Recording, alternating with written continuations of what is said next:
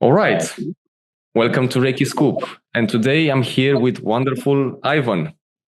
Ivan, how are you today? Good. Thank you for the invitation. I was surprised, but I was glad to come. And it's an honor to have you. And I'm very glad that you accepted this invitation. And I will try to look at the computer and the camera because I'm having both those angles a bit strangely aligned, but I'm trying to do my best. Ivan, I'm so happy to have you here. So would you be so kind to tell me more about you, please?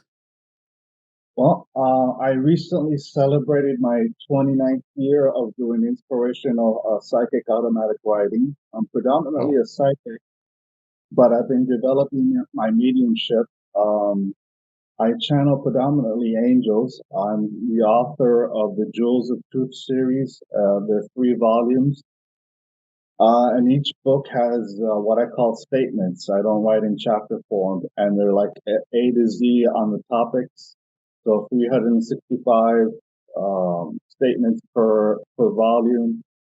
And I've been writing on my blog site of Atrayo's Oracle for about 19 years at Google's Blogger, and that's where the predominant amount of statements are at.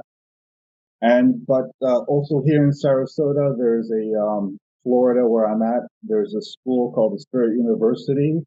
It's founded by a woman who had a near-death experience that was an atheist, but is now a medium, a psychic medium, popular in the region.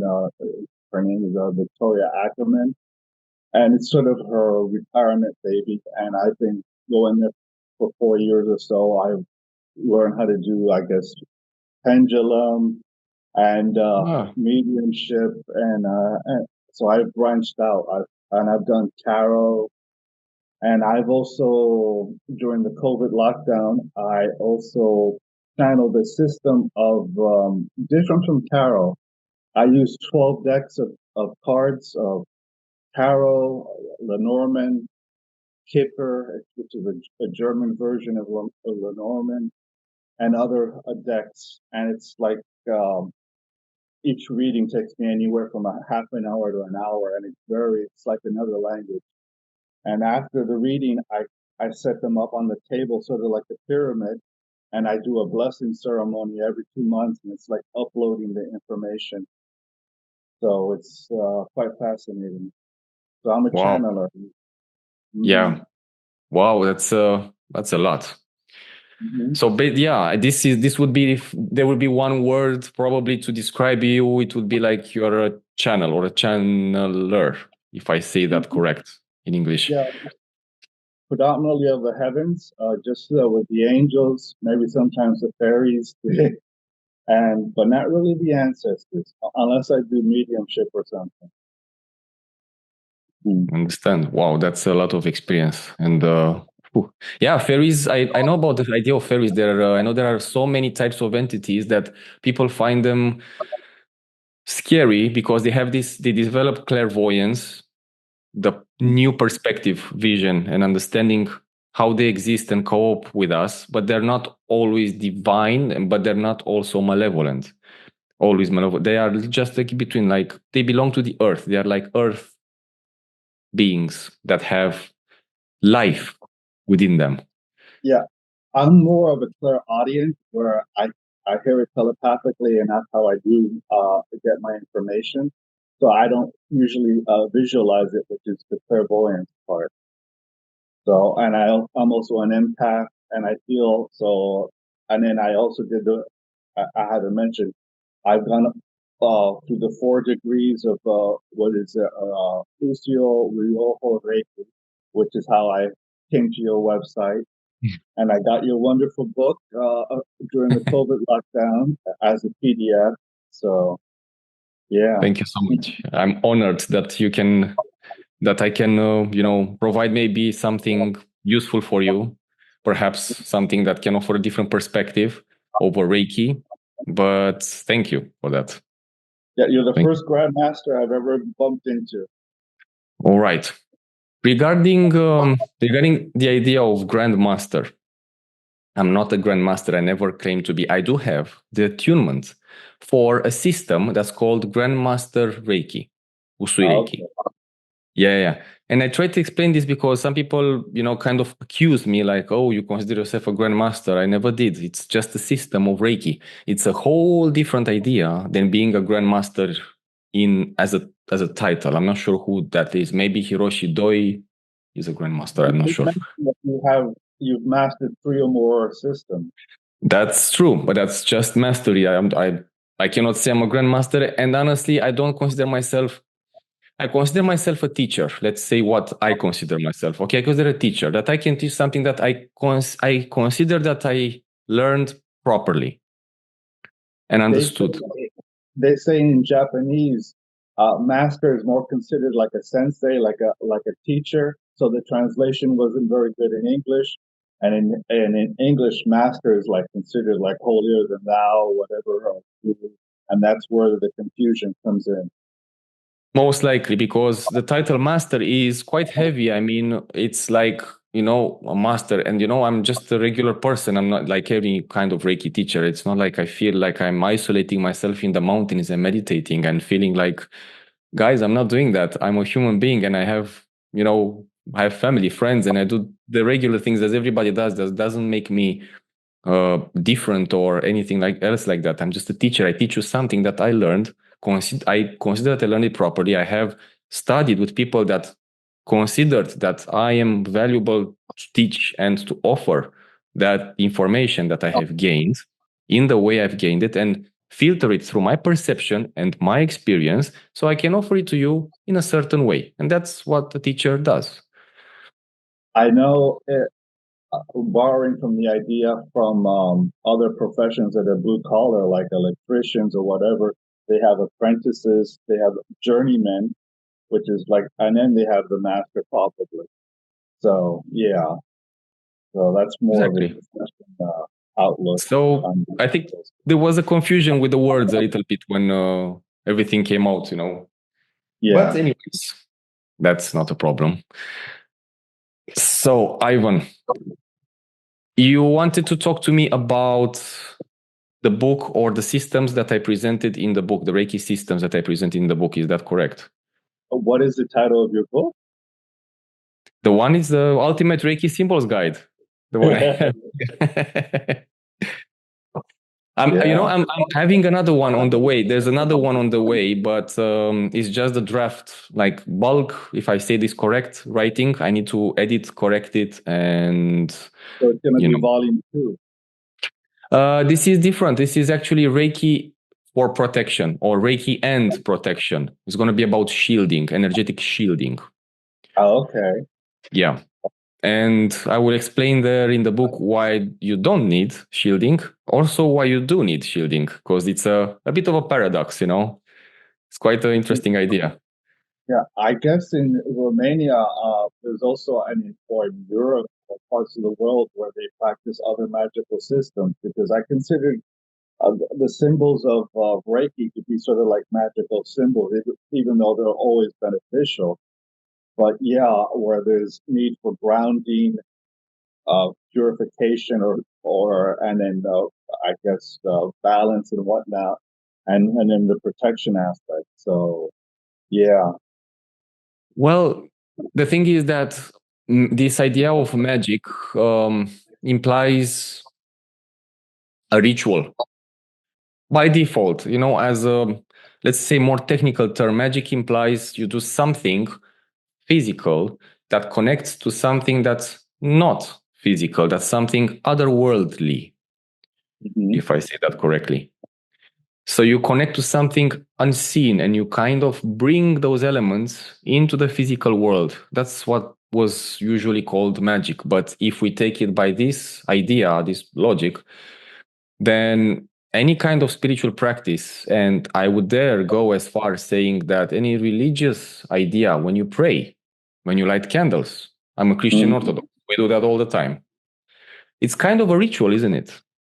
And the fasting, the candles, the certain prayers that we use in a certain order, the fact that we go Sundays, we go Friday nights, we go Saturdays for certain celebrations, masses, kind of rituals.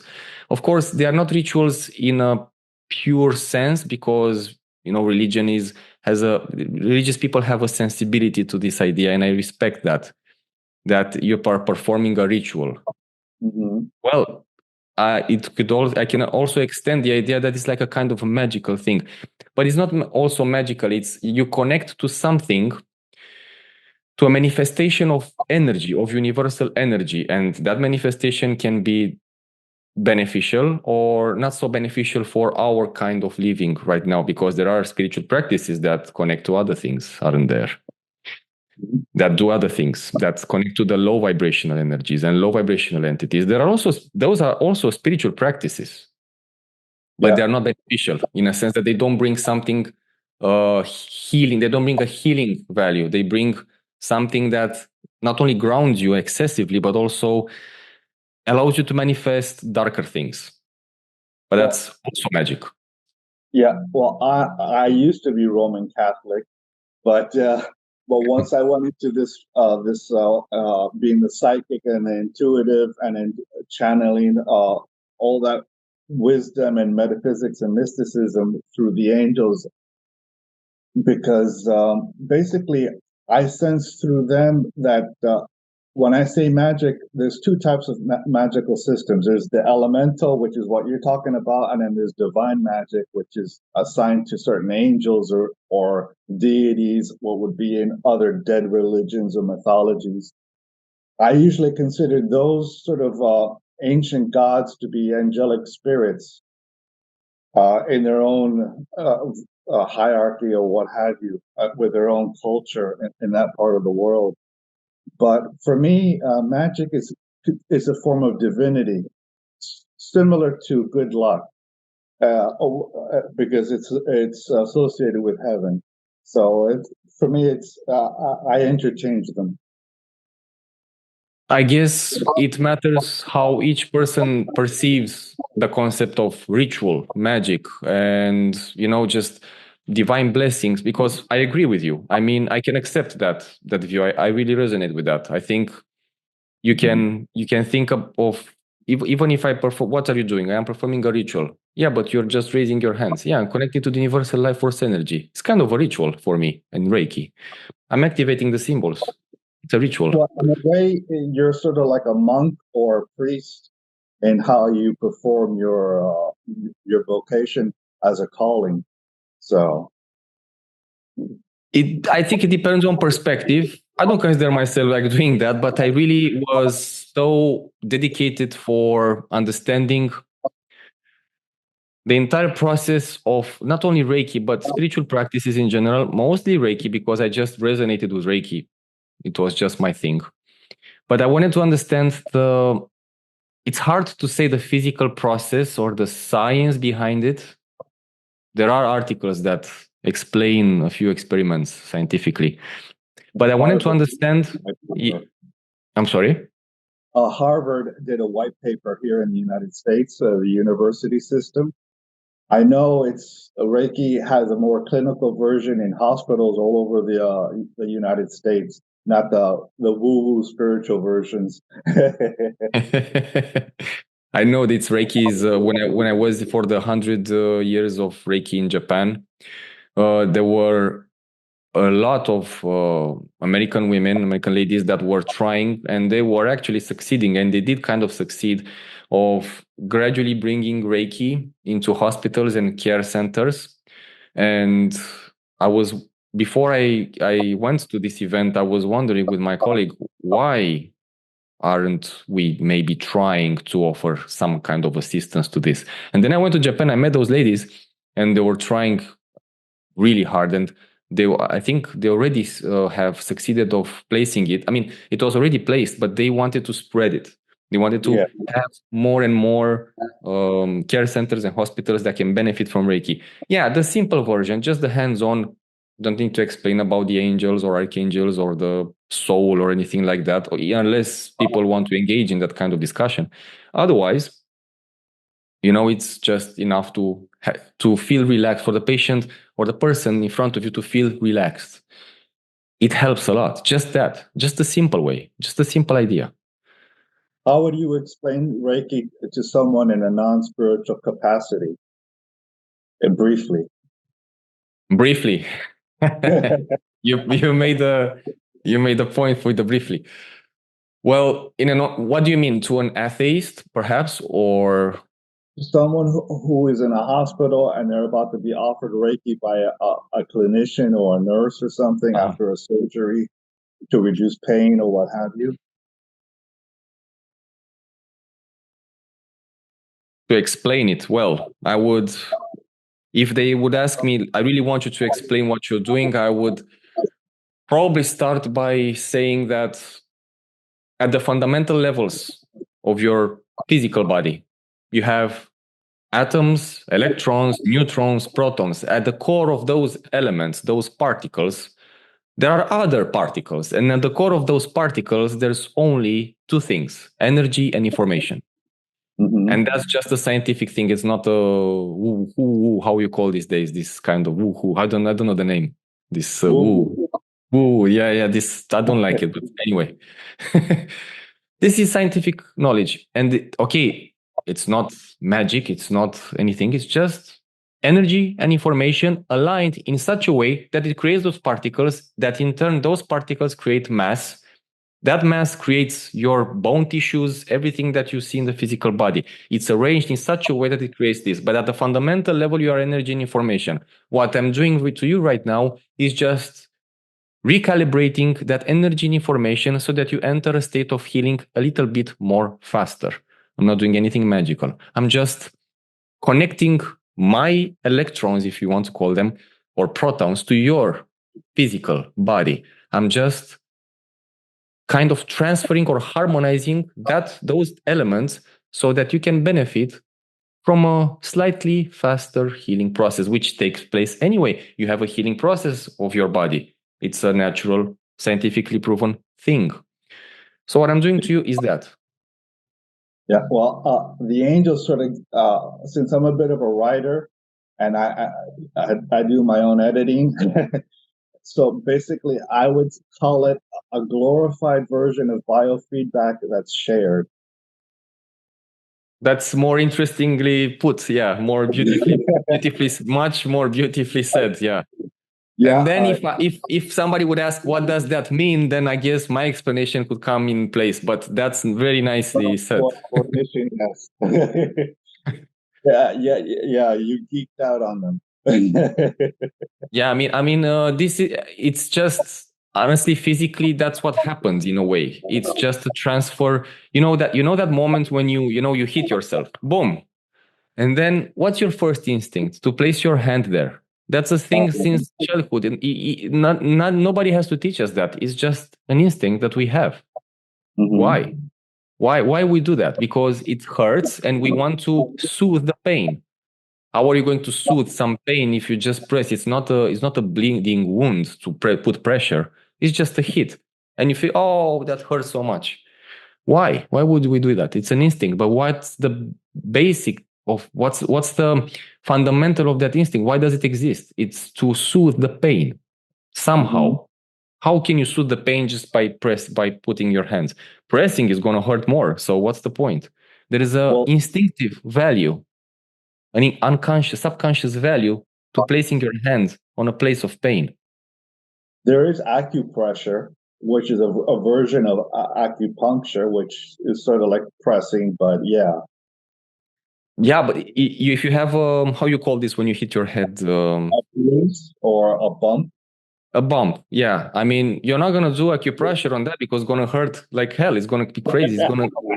You're not gonna do that. Even if you can press another part of the body to do some kind of acupuncture, acupressure, yeah. But in this case, you're just, oh, it hurts so much, and then you stay like this for a couple of minutes, and most of the times it helps you feel better. Sometimes it does. Maybe it's required that you need more to stay more there. But it's an instinctive thing that we have. I'm not saying that this is actually, I am kind of saying that this is kind of an ancestral thing, but I'm not sure exactly where it originates. But it does have some origins. Even if you look at animals, they're at the large felines, or doesn't matter which animal, they take care of the cubs, and if they're hurt, they lick their wounds, they help them because, okay, there's an instinct, because there's some There are certain elements, chemical elements in the saliva that help coagulate the blood and not spread the infection and make that wound heal. But there is also this healing idea of offering the nurturing, the energy of that animal towards their cubs so they can heal. It's like chimpanzees that sort of groom each other as well, as a sort of for hygiene. That's a cleansing of the energy fields. I know it's a physical thing. I know it has a very important physical aspect for cleansing of parasites and dirt or anything like that. But it's a soothing factor for them. It's a relaxation. It's like a massage, maybe for some, interpreted as a massage, but even massage, all those things. What I'm trying to say is that every kind of action, such action in the physical plane has an echo in another unseen plane, in the spiritual plane. Well, yeah, the angels teach us or teach me that our souls or spirits are multidimensional in the image and likeness of God. So if we share the image and likeness of God, who's multidimensional, we're multidimensional, which is what you're speaking to in the other astral levels or what have you. Dimensions of spirit. I agree with that because, okay, now we're going to more complex things. But the thing is that, I did a Theta Healing meditation with a friend of mine. I just learned a little bit of Theta Healing. I wasn't proficient in it, but I really enjoyed it. And there was a meditation in which I don't even know how the time passed. It was like a 20-minute meditation and it was a 10-minute meditation, I think, or 15, something like that. But it felt like a lifetime. And she held my hands, my friend, and she just guided me slowly, slowly. I felt very relaxed. Somehow she's very good at that. She really likes Theta Healing. And through this meditation, I could just, now you extend your spirit. You extend your spirit, you leave Earth, and you reach a place. And I didn't know what to imagine. She didn't explain to me exactly what to visualize. She just explained to me in the meditation that just expand your spirit and leave Earth for a minute and see where it gets you. And I went through the threshold of the physical plane, going into another spiritual plane. I don't know how to call it. It was like, that paintings that pass through white and then they go through color. And it was this transition. And then I began seeing the earth shrink like to the size of a tennis ball or ping pong ball, the table tennis ball. It's very small.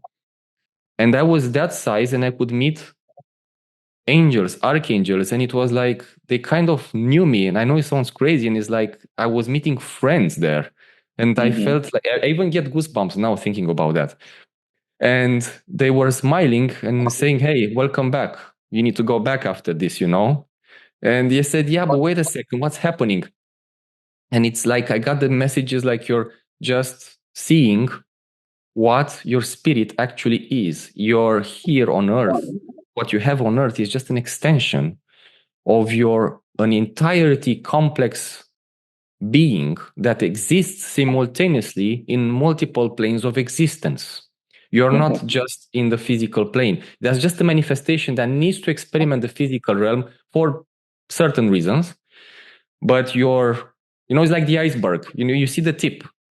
And actually the mass of the iceberg is underneath water. And this is how it was. Like on Earth, we have like the tip and the rest is there. And I was, oh my God, and the Earth is so small. He said, how is it so small? How am I living there? And they were smiling and didn't say anything. And then, okay, after the meditation, they didn't say anything. And I said, but how can I go there? It's like a ping pong ball. It's like a tennis ball. It's like so small. Why, how am I fitting there? We're so large here. Well, you were having a lucid moment, what they call probably an astral out-of-body experience. Similar to what people who have a near-death experience would encounter angels, ancestors, and the like. And you were just going through the motions and they just basically, I guess, shoved you back gently and you went back in like a magnetic balloon. So, yeah.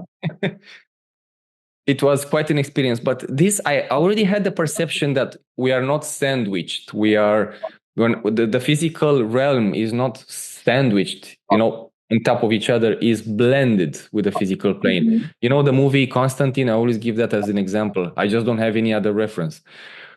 for when Keanu Reeves said that, it's like a doorway, but it's the same building, but we have different rooms, and you just need a doorway opened for that spirit to enter the physical plane. So it's like next door is the spiritual plane, it is the physical plane, and maybe there's a low spiritual plane there and a higher spiritual plane there, and there's doors. And whenever we do something, we create a reaction, or somebody does a ritual, you open the door, but they are in the same building. They're in the same structure. They're not like the room or the spiritual realm is in the other city, and maybe it's stacked on each other or something. No. It's the same complex with different rooms, and you just open the door. So we are like not blended. I'm not sure how to say this, but in the same building. Yeah, it's a complex, a web. There is no time or space, so there is no eternity or infinity. Those dimensions don't apply to spirit, so it's instantaneous. For us, it would be gradual, but it's like it would say the many rooms in the palace of God or something. Yeah, so. And that's how I view it. And then when you see these kind of things and understand how the mind and soul and spirit are structured, it's like you change your whole perspective of life. And by the way, I wanted to ask you, I believe you told me at one point in a comment on YouTube that the way you learned it, you had a different perspective about. That's why I wanted to talk to you this regarding the soul, spirit, and the mind. And I wanted to ask you your perspective on this. Yeah, well, I know it's sort of like my idea of the spirit and soul is inverted from your from your understanding. Okay. For me, the spirit is the incarnation, the person. Basically, we're ghosts with bodies, Yeah. and that's what I would consider the spirit. The soul, or some would say the oversoul, would be like the comptroller or the accountant that has several spirits as rebirth of itself, like an overseer as the soul. So I could be right now a person, I could be a dolphin, I could be an insect in another life, and all of them are happening simultaneously. But from my human perspective, it would be past, present, and future. And this sort of annoys me when they say past lives. It's not just past lives; it's twin lives that are happening in the present and future ones all at the same time. All right. And okay. Wow, let me get my head around that. Just to say, but the first part, I agree with you. I just, I mean, the way you perceive the spirit, as you mentioned, it's like the part that gives life to the physical body, right? Yeah, that animates the physical body. That The animates aura, the physical. the energy, what we tune into with Reiki, that's spiritual energy. It's not necessarily physical. Right. And your spirit is that spiritual part that helps. Sorry? The conduit, the gateway. Yeah. That allows you to connect the spiritual world and the physical plane, so that you can, as you mentioned, animate the physical body. I totally agree with that. And the soul you mentioned is like a whole concept that integrates multiple lives, you mentioned, like in one life. Well, And there's another aspect. They say we're striving for enlightenment as spirits, but our soul is already enlightened because it has endless reincarnations of itself. So all that accumulated knowledge would make it enlightened by default. But our spirits, as a human, we're the individual, but we're connected. So sometimes we bring in wisdom that is beyond our lifetime. So that comes from the soul. I have to think about that. Because Well, it's interesting. I've got a whole bunch of these little gems. There's another one that basically we have never left the side of God. Those of us who are benevolent, since we're multidimensional in the image and likeness of God, we're still there and we're here. We're like your vision of the astral body, little voyage the transcendental experience you had. Basically, we're still connected to heaven when we're doing positive emotions like love and whatnot. But if you start having negative emotions, you start channeling the underworld, you could say hell, and vice versa.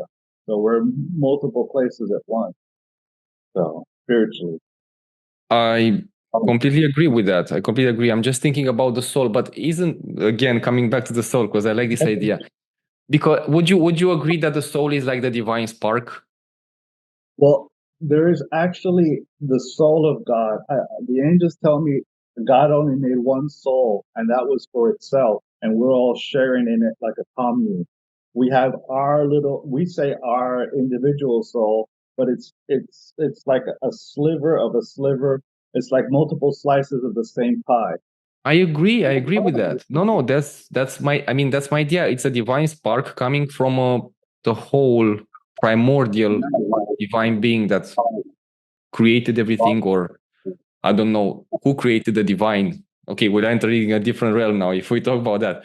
But I think each of us, each of our souls, is a divine spark that's like not broken from the original source, but just borrowed from the original source. And when we pass, we give it back. And we had to take care of it because it can be, made dirty. You can cleanse it, you can keep it whole. It's part of divinity either way, but it's our duty because it's borrowed, and it also contributes to our quality of life, to our quality of living. I'm not talking about the physical part, also the physical part. When I'm talking about the quality of our health, mental, emotional health, the soul is responsible for that to some extent, at least. And I think we need to take care of that, and we give it back when we pass. But the spirit, in my opinion at least, is the one that has to go through that purgatory idea, like a religious purgatory idea. See what you have made in this world, see what you need to balance in the next one, or maybe you don't need a physical next one, but you will still have a next one in some form or another. And maybe you need to go to another level, maybe you don't. Maybe you need to see what you have done wrong, maybe you need to see what you have done right. It's not judgment per se, as some institutions might like to call it, but it's an analysis of the things that you need to heal so that you can finally move on from your chains. Because if you create an imbalance, you need to balance it out. You offer something bad, you hurt someone, you need to balance that out with that spirit. God may forgive you, but that spirit needs to forgive you, which is a different thing. And this next part is more controversial about the spirit. You could say when God created the universe, when God created spirituality as the soul and spirit as two like layers of stratification. If you think like an archaeologist or a geologist, there's different layers of sediment. You could think of one layer as the spirit, which is closer to the earth, and then above the spirit is the soul, another layer, and then it just keeps on going in forms of divinity. When God made the one spirit and the one soul, I guess Catholics would call it the Holy Spirit, and so forth. So basically, the angels tell me God only made one spirit, and its template was perfect, and its template was angelic. So we all are angels, but we're on different categories of maturing spiritually as angels. So we're angelic spirits, angelic souls, and so forth. I agree with that. Yeah. Because I think we are, okay, some people maybe deteriorated their divine values and went down, let's say. Yeah, and maybe they had no choice. I'm not judging. I'm not saying maybe they had no choice. Maybe they had no options, or maybe they were forced to do that. Yeah. And they had to go down, quote unquote. So that means that they kind of lose their divine attributes, and their compass, their emotional and moral compass, is upside down a little bit. And those are the ones that offer the equilibrium between, the so-called good and evil. but they need to exist. The thing is that they are the ones that offer the balance in an aggressive way to those who create unbalances. I mean, they're sometimes, let's just call it a necessary evil. I'm not saying it's necessary. I'm not saying per se. It's just the concept, the spiritual concept. It's not. Don't take it literally. Everybody who's listening, this is just an idea. It's just a concept. Yeah. I don't. I mean, I'm looking forward for the time when we don't need that anymore. We don't need any kind of evil. But until then, it's not up to me or to Ivan to decide. Mhm. However, unfortunately, the ones that are extensions of angels, extensions of divine beings, as you mentioned, or I hope I understood correctly, are here with a purpose and are here in different levels. I mean, maybe you are from a different level of the same divine being that maybe I am. And maybe we are meeting here and doing each of us certain work. And there's another person who is from another kind of extension, from another being. He's an extension from another being. And then maybe my friends are from other extensions, but we're all here from different levels trying to understand something or to bring something of value to this earth. And I hope I understood that correctly from your side, that I interpreted. Yeah, from the new age, it would be called light workers, basically. Light workers, yeah. Yeah. Mm-hmm. Yeah, different departments, but doing the same work, like in the same company. My Reiki teacher used to say that here is like ground zero, is like the perfect place on earth that you can find angels, demons, saints, sinners, and it's like the school for all, like in Constantine, is the school for everybody, but nobody has any wings, nobody has any divine attributes, nobody has the auras, the crown, like the saints, nobody has bat wings, I don't know, nobody has horns, nobody has any kind of low or high vibrational element. We're just human, and the spirit is within us. They have those reminiscence from our extensions, and now we have to deal with each other. You could think of Earth sort of like the bar in Star Wars in the first movie on Tatooine. You got it's like a circus. Exactly, that's a good analogy. Actually, yeah, it's like a neutral place where everybody has a good time and has discussion and has a drink. And or loses an arm. Or loses an arm. Yeah, if you go out of if you misbehave, you're gonna get punished. You just have to behave, and otherwise, it's a healthy environment. If you look at it from an ether perspective, I love Star Wars. I'm a big fan. Sorry. And no droids, no robots, no droids. Yeah, no robots. Not yet. Wait for it. Not yet. We're on the verge of going there. And I wanted to tell you about. You were wondering about the systems in my book. What would you like to ask about that? Well, the most recent short video that you did about clearing the crystals, since I use a lot of crystals. There's a sigil called yours is bigger than mine. Never mind. I like the smoky quartz. Yeah, I like it.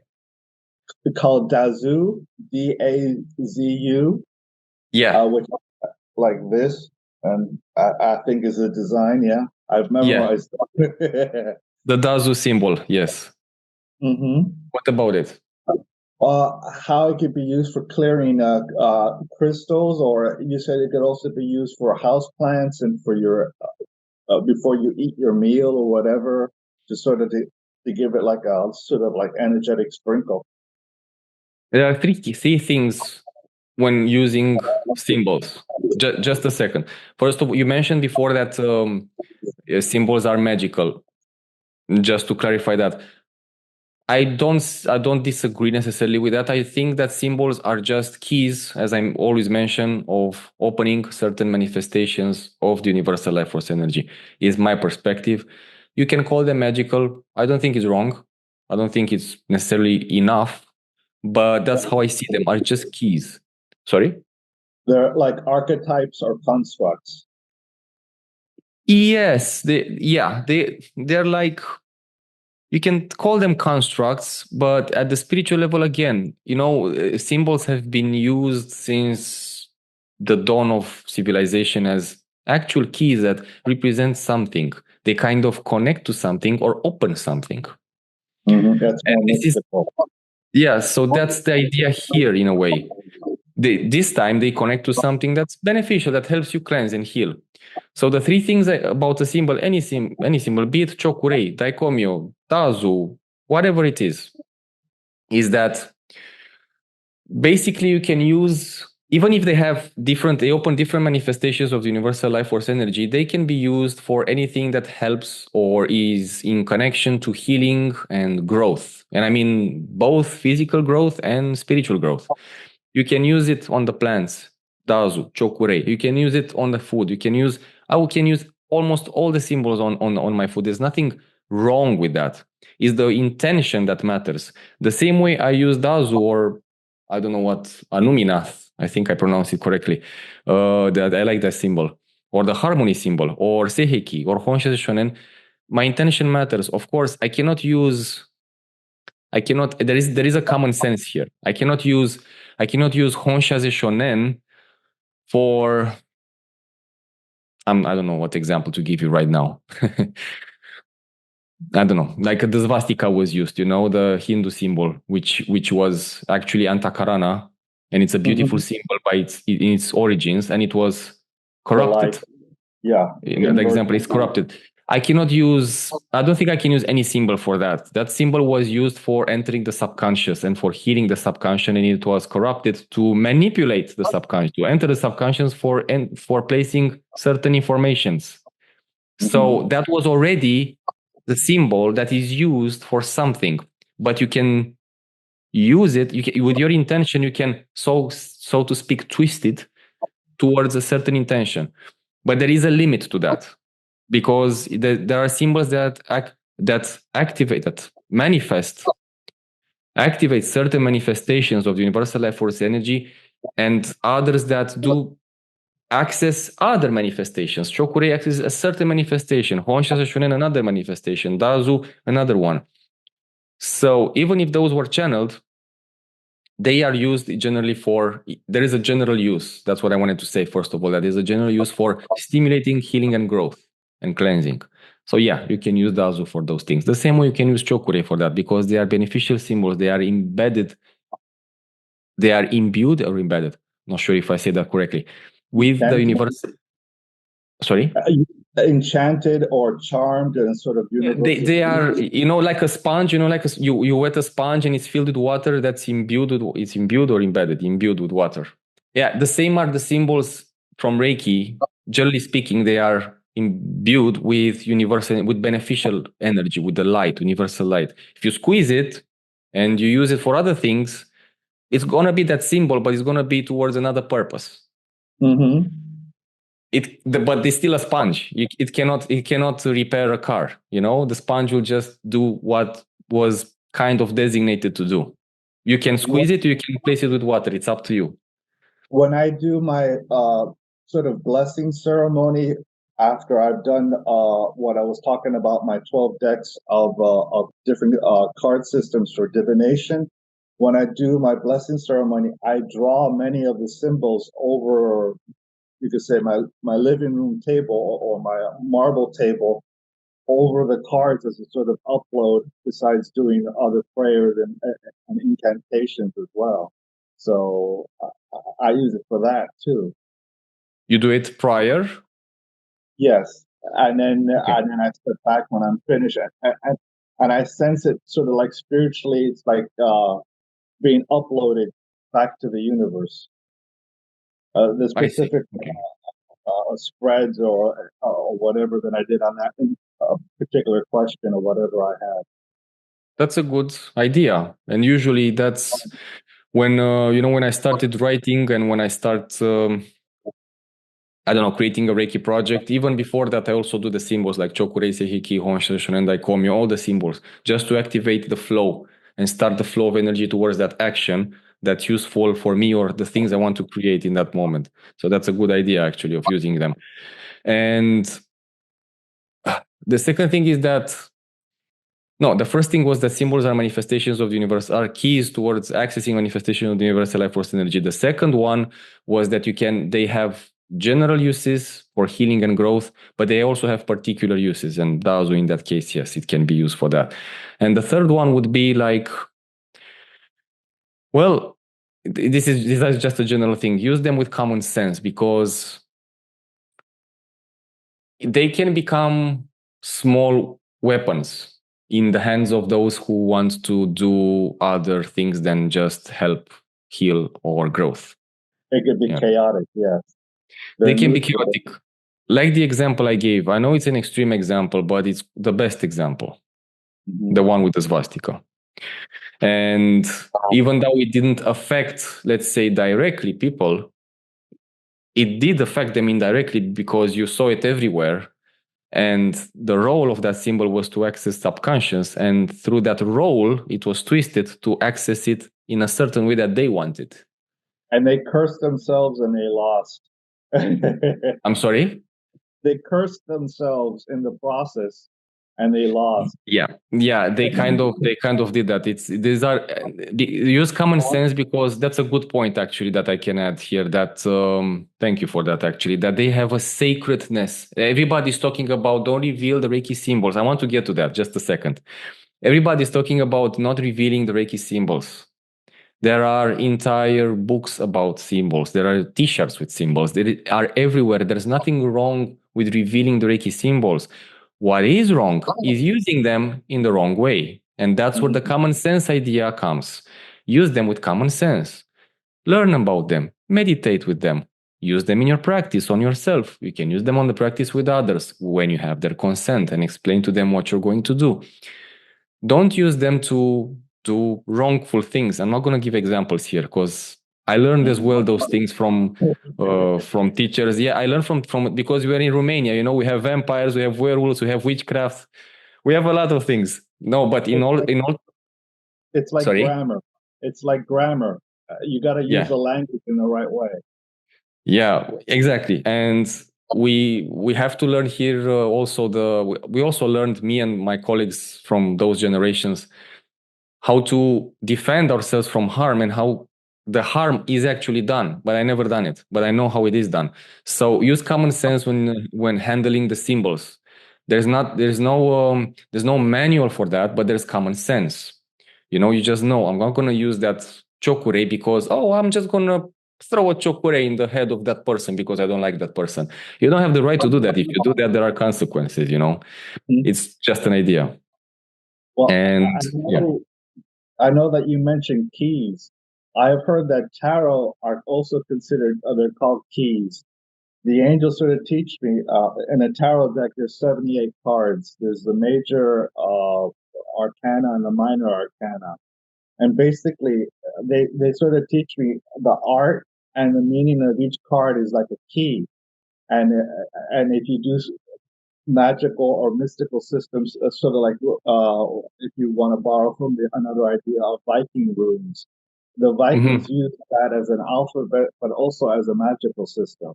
So they're gateways, depending on how you use it, for good or otherwise. Yeah, I know about the runes. For some reason, I love tarot. I love the runes, but I don't want to do them myself. I like the people who do those things. They fascinate me for some reason. I don't know why. And honestly, especially the runes and tarot, I find, I don't know, it's just something ancestral, or I don't know. I just find it when I see someone, even on internet, laying the cards or handling the runes, is just so relaxing for me. I don't want to practice it. I'm not interested in learning that because it's not my thing. Maybe I'm too lazy.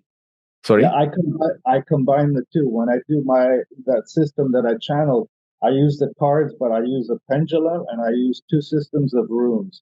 The Viking runes and another system of runes of a set of 13. They're called witches runes or gypsy runes. They're symbols as well. I think they're neo-pagans. They may have been invented by the Wiccans in the 1950s, but that's my speculation. And I use astrological dice. So I use like 5 layers for every reading. So it really the runes Oh, bring out the cards. wow, that's interesting. Maybe you can offer me a reading sometime. Oh, anytime, sure thing. But I will think about that. I'm just, I think it's, we were taught in our culture and religion that any kind of Yeah. approach besides the church is pagan, and it's we should Hmm. stay away from it. I think that some things, if done correctly and learned correctly and done it within the light, they can offer tremendous help. Like the magic, there is black magic and there is so-called white magic. It's still magic. It's the same magic. They, It's just that you're using it differently. they say in Judaism there's a certain sect that their priest uses a certain book for divination purposes. So that's interesting. So yeah, I didn't know that. Jewish mysticism, yeah, they have like they Jewish have 4 books, if I'm not mistaken. I hope I'm not speaking out of hand. If I am, I apologize, and maybe somebody can clarify in the comments. Although I did went through the Zohar, that's one of the books, and the Zohar contains and combines a few elements from Kabbalah, and that would be another extension of the Zohar. But the first 2 books would be the Talmud and the Torah.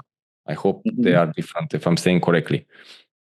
And those are religious books, and Zohar and Kabbalah are the ones that I think you're talking about. They are the divination ones, the metaphysical, and they are so incredible. I mean, honestly, the knowledge there, that's one of my inspirations for many things I do. That's so insane. The information there is so interesting, and it goes way beyond what I learned before, and it extends it and explains it in a way that I kind of understand, but I also have a headache. Hmm. Honestly, Yeah. because it's so expansive and so complex. And I was reading it, I was, oh my goodness, what am I? Oh, I have to remember all this. I mean, this is so interesting. It's really, for me it was, I don't know for others, but for me it's a bit complex. But I'm still studying it and still trying to get into it because it's fascinating for me at least. Hmm. Yeah. And I can find elements even from Shambala Reiki. I think Shambhala Reiki has elements actually from that kind of metaphysical knowledge from, Archangel Metatron, the Flower of Life, Yeah. the Merkaba I, star. I think you mentioned that Shambhala Reiki has what 200 symbols. The system itself has more than 300, around 350, 360 symbols Wow. that are not revealed. That's the way I learned it. I'm not going to say that it's my discovery. It's not. It's just the way I learned. Yeah. Honestly, I discovered very little things. I discovered things about myself, and I realized I discovered what I can perceive. But things in Reiki, I haven't discovered many new things so far. Not, I don't know. I have to think about that, to be honest. So I'm not a pioneer in anything like that, but I like to present Reiki in a certain way that maybe differentiates me from others. But Shambhala Reiki, yes, has it was channeled by John Armitage. I actually spoke with him a little bit on email. He seems to be a very nice guy. And as many systems were channeled, of course, Usui was the one that had the first channeling, and he's the example for everybody. And I really respect Usui, Mikao Usui sensei. Then it was William E. Rand and people like John Armitage, Haridas Melchizedek is his spiritual nickname. He channeled Shambhala and he mentioned that there are over 350, something like that, symbols that are hidden because of reasons, so that humanity will not interfere and meddle with those symbols because we're not ready. We don't have the spiritual education and wisdom to refrain ourselves from using those symbols to our advantage. Because Hmm. if every initiate would use those symbols, controlling nature, controlling minds, controlling many things. They have the role of shifting things around our reality. And if we have 2 initiates in Shambhala and have access to those only 2, imagine the chaos. It's gonna be like the movies, like a Marvel movie. Yeah, a lot of magic, a lot of power. Yeah. It's too much to handle because we're still in our infant stage, not infant, okay, I will not call it infant because we have a few thousands of years of Juvenile. experience with juvenile, like a juvenile adolescent stage of spirituality. So we all know how we are in that age, physically speaking. So I think we have a long way to go because we're now, actually there's a fun thing actually that I wanted to share with you. I was thinking about this and I realized that after the Industrial Revolution, there was a time when if you were saying anything about spirituality, you would just be ignored, considered crazy, or just cast aside. You were not killed, you are not burned to the pole, not like in medieval ages. And you could not speak about that. And there was a 200-year time, maybe less, that nobody was mentioning this. And then there was the 80s, 70s, 80s, 90s, 2000s, that people were gradually going toward, that stages of, smoking maybe weed, of taking ayahuasca, meditating, and starting with this gradually spiritual, card reading. There was spiritualism in the Victorian era in the 19th century with that's something else. That's something else because I'm just thinking that only 200 years or less were a break from our interest in metaphysics and spirituality. Before that, the medieval ages, come on, there were entire books written in that time. And even before that, look at the Egyptians, look at the Sumerians, look at all those civilizations, Incas, Mayas. When Buddhism got to the United States after World War II, that may have opened it up a bit from Japan and other parts. Mm-hmm. I think so. I think you have a point here. And what I'm trying to say is that humanity has always kind of been attracted to some sort of approach towards spirituality. And this break was very short compared to our history. And now we're turning back to this idea of spirituality, but in a more, let's call it scientific or educated way. More educated way, and in which, okay, we're not doing so much harm, maybe, or not so many people are doing harm with this. They're not making spells. They can open themselves, and you can write on Twitter these days that you are a Wiccan witch, and that's fine, and it's okay to be a Wiccan witch. Everything is okay with that. I have nothing. Yeah, really, I mean, I respect that. I'm just saying that I can say I'm a Reiki teacher now. You can see you're a card reader, and you can be open about it, and nobody will criticize you. Or even if they do, there will be very few who will do that, and they will not dare do more than just maybe laugh a bit. You can do this these days because you can have a different and educated approach, and you have more books and you have more knowledge. But we're still in the juvenile state, as you mentioned, when it comes to our evolution. That's why if we had those 300 plus symbols, we still would not be able to handle the responsibility of not changing what we want, when we want, if we want, and affecting others in the process. So we were given only those symbols. There's an entire story. I think I have it all in my article in Shambala Reiki, in my article there. And we have access only to a few so that we can manage with those. You can meditate on that system and find out more symbols from that if they are revealed to you, if you are, let's call, worthy, if you are educated enough emotionally and spiritually to receive any of those symbols, you will receive them. Well, spirituality and religious systems, they're social, and we're social animals. So I guess it's a perfect extension in certain regards if there's balance. So if there's balance, there's also I was also talking to my friend, my colleague, about the person, and I wrote a newsletter actually about the person that turned to become a bit of a religious fanatic. I don't have anything against that. It's just because I'm Christian Orthodox, and I have not given up I don't want to give. I like my religion it's very nice, and I do attend masses, and I do the rituals, and I do everything from all my heart, and the teachings were amazing. I also have the spiritual practices. I'm not confusing the two I'm using the spiritual practices and meditations to complement my faith, let's say, my beliefs, my Mhm. my absolute inside of me truth that I'm connected to the divine energy. It enhances that tremendously. And Synthesize it. yeah, and synthesize it. Yeah. And the thing is that, you know, I've met people that this lady is not the only one. I've met also in distant relatives from my family that were practicing meditation and yoga, and then they went to become religious, very very religiously oriented, to a point that they condemn any kind of other practices, like they are pagan, they are doing worse to you. They're not. I've not seen one balanced, healed person. I have not seen, regardless of religion, I have not seen one that goes against religion or against people or against other practices. I have not met one, but I've met people who turned chaotic to religion, and they Mhm. throw garbage at other people.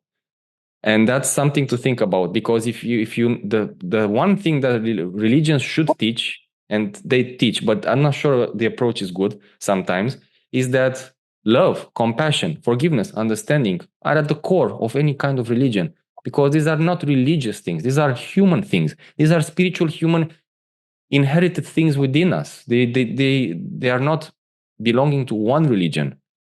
Religion is a human construct that helps synthesize, the word you use, certain spiritual values, but then present them in a way that it keeps you engaged. It's not a definition. I'm not trying to give a definition here, but I'm trying to explain the process, because I've been through that and I know how it is. It's not wrong. I'm just saying that an open mind and an open heart is what we should have from the beginning, religion or not. That's Well, all. I have two examples. Islam, the word itself means peace, and the word Catholic means universal. So Wow. I didn't know that. I mean, derived from which language? Catholic, I think, would be Latin most likely. So, but yeah, I found out it meant universal, even though it's quite the contrary to that. They're very exclusive, like you were talking about there. Yeah. Hmm. So yeah, I mean, everything should be related, and there are religious people who understand what I'm trying to say here. That yes, we should. Besides the fact that there should be no conflict and we should not wage huge wars and conflicts over this, because this is absolutely crazy. I mean, that's why we are still primitive. We're still waging conflicts and wars over this kind of aspects, and as long Hmm. as we cannot understand each other, we are definitely not worthy of the 300 plus symbols. It's not even a discussion. It's not. Yeah, it's not, because I know things have to take place in the world from a karmic perspective, but as a human perspective, it's extremely painful to watch. You know, to see what's going on. Even the war next to us. I mean, come on, this is crazy. We're still having this in 2024.